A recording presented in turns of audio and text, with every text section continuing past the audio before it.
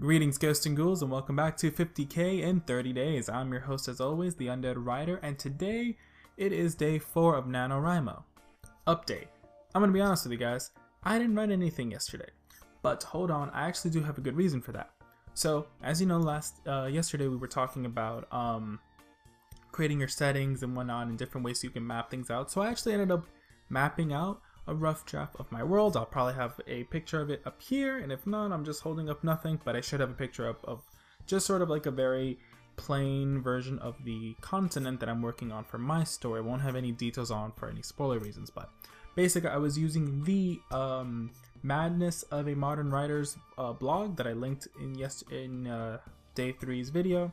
Now, so I won't be able to talk about any changes in my story, but I did manage to get some better ideas of how I'm laying out the land and stuff like that. So still a productive day. Hopefully I'll be able to catch up today once I finish today's vlog. So what am I going to talk about today? Well, I decided that I was going to talk about the infamous hero's journey. If you don't know what the hero's journey is, it is a 12-step guideline of how most successful stories kind of go. It has like a beginning, like step 1, and it ends at step 12. Then most stories kind of follow, even if the author didn't intend to follow it. Now, a lot of writers, amateur writers, or just writers in general that I've spoken to, they don't like the idea of the hero's journey because they don't like something that kind of, limits on how things have to go. Like this has to go here, and this has to go here, and this has to go here. Honestly, I don't think the hero's journey is really meant to be that way. It's not supposed to be a fill in the blank for this, all stories must follow this exact pattern. It's not really that. It's just that there are certain things that have been proven that people like. Humans like specific patterns. And most stories that are good end up following the hero's journey archetype anyways. Is it to a T? No. But I'm going to explain to you guys the 12 steps of the hero's journey, and then I'm going to use examples from other stories such as Harry Potter and the Sorcerer's Stone, The Lord of the Rings, and even to kind of shake things up a bit, I'm going to even bring in 2 movies, The Matrix and Spider-Man, the 2002 version of it.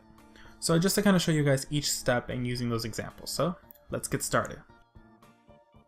So first thing you need to know about the hero's journey in most stories is that most stories are actually broken into 3 acts: Act 1, Act 2, and Act 3. And the hero's journeys kind of follows that guideline where it has different parts into each act. So we're going to go through the hero's journey versions for Act 1, which takes place in what is called the ordinary world.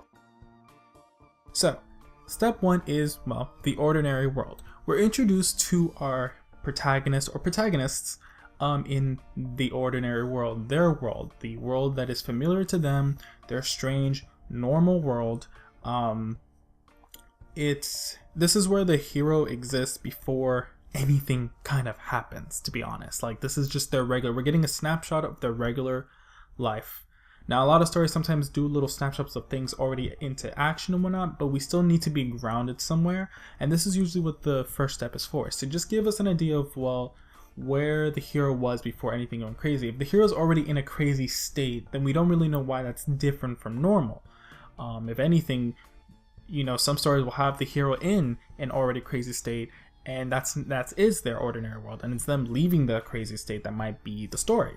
So yeah, so most of the first step is just to kind of anchor the hero or heroine or whoever or the protagonist as a human or as a person, to help people relate to him, letting them do certain things that the readers might relate to. So in terms of our example, let's go with Lord of the Rings. So in Lord of the Rings, Frodo, we are introduced to Frodo, his best friend Sam, and his 2 cousins Merry and Pippin, and they live in the merrily small village of Shire. So we kind of get an introduction to how they live in their world, without the crazy plot that will happen in Lord of the Rings. We're just sort of getting a snapshot of them living an ordinary life. With Harry Potter, we are introduced to the boy who lived, Harry Potter, who lives in the cupboard under the stairs at Fort Private Drive. We see him in this ordinary life with his extended family, I guess, the Dursley, and we kind of see the horrors that he has to go through. With The Matrix, we have Thomas Anderson, Keanu Reeves' character, living a double life as a regular citizen and as this hacker named Neo. So we're seeing him in the, in his ordinary life. Things haven't happened yet. And with Spider-Man, we have Peter Parker, nerdy student who's being bullied by classmates, So we're all kind of are able to attach ourselves to these characters. The second step is the call to action. Now the call to action is basically, alright, here's all the normal things, and now here's the thing that kind of sets the story in motion. It's the reason the story exists. If there's no call to action, why would the hero leave their cozy place? Like, why would Frodo leave the Shire to go on some dangerous quest? He needs to have a reason to. Why would Harry actually end up leaving his ordinary home? Like, something has to call them into that action. Something has to kind of propel them. So that's what the call to action or call to adventure step is. It is essentially, it is for whatever reason, whether it's direct threat, whether it's someone's, someone getting shot, someone getting a phone call, whatever it is, it's something that will disrupt the hero's ordinary world and will try to force them into the special world, into the story itself. So with Lord of the Rings, our call to action is Gandalf appearing and urging Frodo to set out on a quest to destroy the One Ring. With Harry Potter, we have him receiving a letter from Hogwarts telling him to go to the school and trying to inform him that he's a wizard and a witch. And, that's kind of trying to bring him into the world of fantasy. With The Matrix, we have Neo receiving cryptic messages referencing something called the Matrix. With Spider-Man, we have the genetically engineered spider that bites Peter and causes him to wake up and receives these extraordinary powers that he, seemingly doesn't have any control over. So that's the calling adventure, the ingredient that causes things to change. It's the chaos that causes a story to be born. Then we have step 3, the refusal to call. And this is one of those that isn't always necessary in a story, but the refusal to call is basically the hero saying no. The hero does not want to go on this journey. The hero does not want to do this or that. The hero refuses the call in the first place because, if you have a good life, why would you put yourself in danger? So this is one of the steps that I admit that is optional. I don't think every story the hero has to say that they don't want to do it. In many cases, the hero might want to do it. Or in some cases, they might even have the psychological, they won't have the psychological issues of fighting against the revelation. Like, they'll jump ahead and go for it. There are plenty of stories that do that. So this is one of those that, it's one of those that are safe to break. But yeah, refusal to call, you just kind of don't want to do it. Either it's because you don't want to go or that you just have the personal doubts that you could even do the journey. Like, I'm the special one, you kind of wouldn't do it. So in Lord of the Rings, Frodo, he's initially reluctant to leave the Shire because it's comfortable. Like, why would he leave the Shire?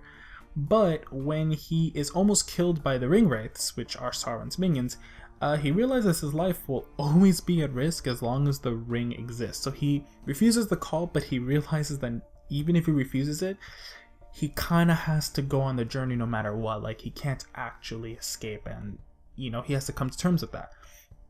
Harry, his refusal comes in two forms, an external and internal. Externally, the Dursleys, they rip up the letters. They refuse to let Harry actually know about the school, even know, they kind of serve as the gatekeepers for the call, and they're trying to stop it.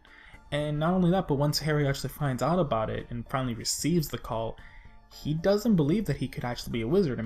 He's just a normal 11-year-old boy who lives, with really ordinary uncles and aunts and a cousin. Like, he's a wizard. It's strange because he hasn't been ingrained in that world, and now he has to try to believe that this world exists. With the Matrix, Neo has to talks with Trinity, but he's not sure if the entire conversation or everything that's going on is a dream or not. He's trying to assume that it was a dream, that it can't be real. And with Peter, starts using his powers to win matches for the wrestling or for cash. He gets these powers, but he doesn't use them for heroics. He's using them for self-gain. He refuses the call to be a hero. Okay, so then we have the fourth step, which is meeting the mentor. Now, the mentor character traditionally is usually, the old man with the white bushy beard and all that, and, with the, I guess Gandalf in a sense, but, it doesn't always have to be that.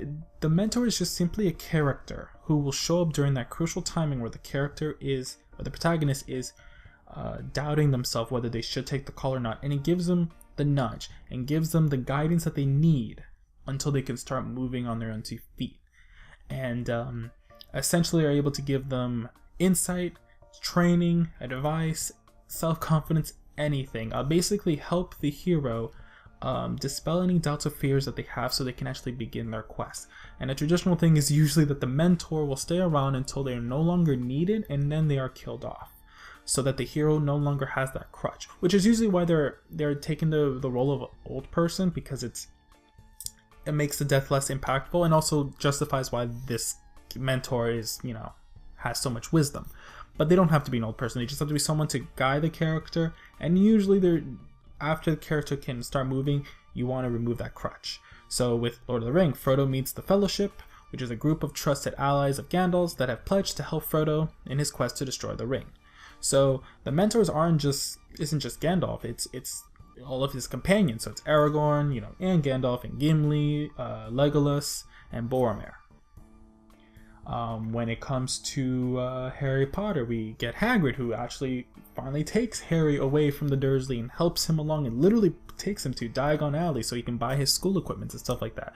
Hagrid is the first mentor, and in some cases for the longer series, so is Dumbledore and many of the father figures that Harry eventually obtains throughout the series.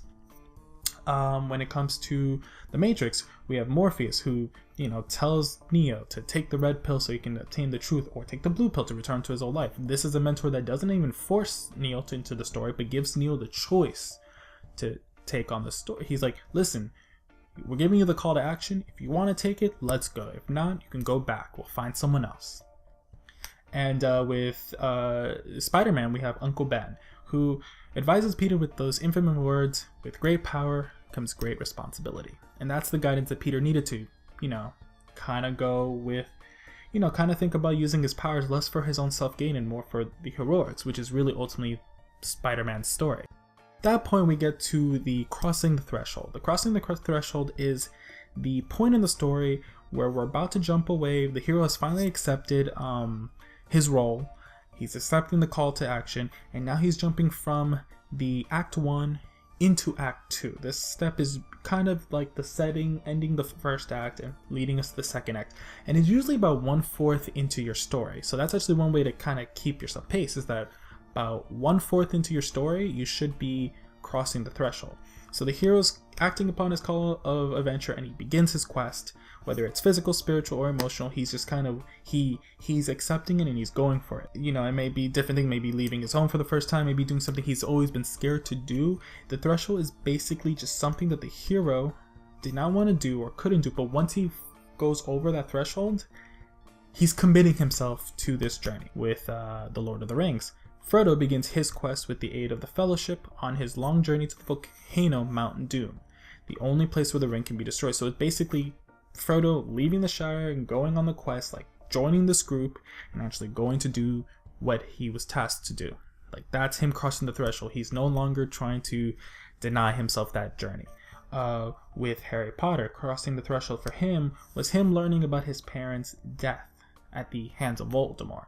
And that actually, you know, kind of propelled and gave him a reason to kind of like, you know, cross and to learn more about the Wizarding World, learning that, yeah, like this evil person that everyone's talking about has a direct connection with him.